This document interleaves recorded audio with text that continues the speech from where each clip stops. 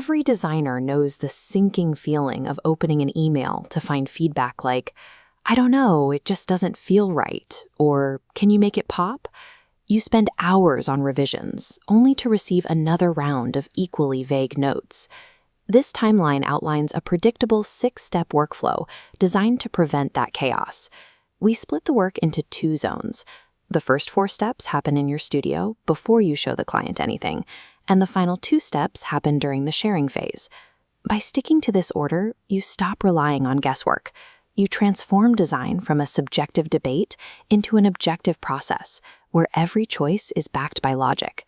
This document highlights our case study foundation, a student cafe brand identity, demanding a modern and approachable vibe. That's step 1, define the purpose. Establish these constraints before touching a pencil. They filter every choice you make. Step 2 is research and brainstorming. Before you open design software, you gather inspiration. You study competitors and explore visual styles that align with the student demographic you just defined.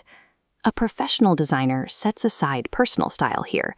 If an idea doesn't fit the objective goals from step 1, you discard it immediately, no matter how much you like the look. Step 3 is creating rough concepts.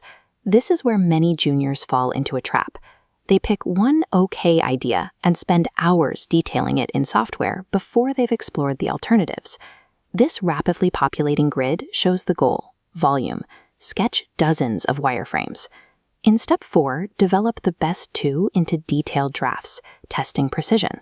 Side by side, one is clean and bold, the other intricate, which fits the modern student brief. Even though both concepts were strong as sketches, the intricate version became too cold and complex once detailed. A professional recognizes when a draft thingles the brief and chooses to present only the highly aligned option, ensuring the client meeting stays focused on quality. Now that you have a solid concept, you move to step 5, get feedback. The amateur mistake is asking, "What do you think?" This invites the client to use personal taste. Instead, you must anchor the entire presentation to the goals you both agreed on in step 1. This flowchart shows how to redirect the conversation. If a client suggests a change, you immediately check it against the target demographic. This forces the client to provide objective, actionable feedback. By framing the meeting this way, you remove ego. The client stops acting as a critic and becomes a collaborator focused on meeting the specific needs of the student audience. Because feedback was objective, step 6, refine and finalize, requires only minor geometric alignments.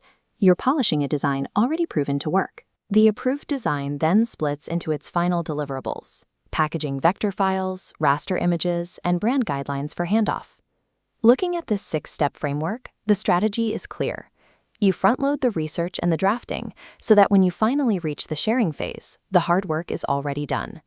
Mastering this workflow ensures your designs aren't just art, they are solutions. It results in a premium final product and a client who trusts your professional expertise.